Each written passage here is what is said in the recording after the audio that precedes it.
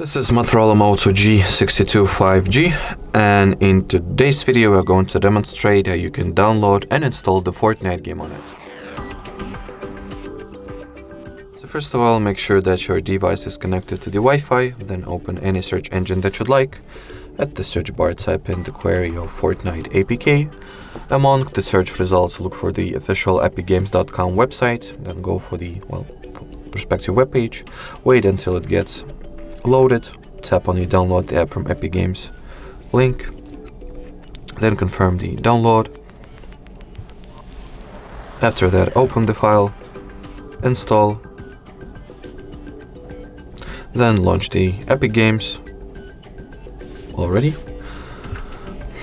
After that, you gotta tap on a black get button located in front of a Fortnite, and then tap on a yellow install button. And now we'll wait for the Fortnite game files to get downloaded.